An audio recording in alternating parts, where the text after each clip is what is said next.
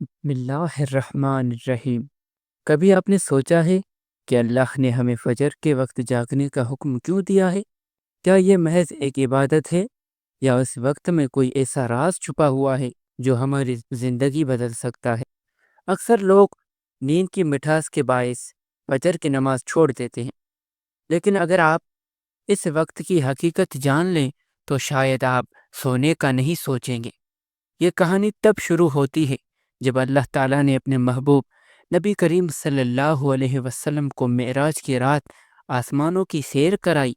وہ لمحہ جب زمین اور آسمان کے فاصلے مٹ گئے اور اللہ نے اپنے حبیب کو وہ انعام دیا جو کبھی کسی امت کو نہیں ملا، نماز۔ ابتدا میں 50 نمازیں فرض ہوئی، لیکن حضرت موسیٰ علیہ السلام کے مشورے پر بار بار درخواست کی گئی، یہاں تک کہ 5 رہ گئی، مگر اجر 50 کا ہی رکھا گیا۔ 5 نمازوں میں سب سے زیادہ آزمائش والی نماز نماز فجر ہے۔ یہ وہ وقت ہے جب نیند سب سے گہری ہوتی ہے اور نفس ہمیں سونے کے بہانے دیتا ہے، لیکن یہی وہ وقت ہوتا ہے جب آسمان پر حیرت انگیز منظر ہوتا ہے۔ فرشتے زمین پر لینڈ کر رہے ہوتے ہیں، نیکیوں کے دفتر کھل رہے ہوتے ہیں اور قسمت کی چابی گھمائی جا رہی ہوتی ہے۔ آپ نے کبھی غور کیا ہے؟ کچھ لوگ ساری رات سو رہے ہوتے ہیں پھر بھی تھکن کا شکار رہتے ہیں، جبکہ کچھ لوگ چند گھنٹے کی نیند کے باوجود دن بھر چاقو چوبند رہتے ہیں۔ یہ سب فجر کے راز کے کرشمات ہیں۔ دوستو، ایک مشہور قول ہے کہ don't go back to sleep, یعنی دوبارہ مت سو جانا۔ یہ الفاظ بس یوں ہی نہیں ریپیٹ کیے گئے۔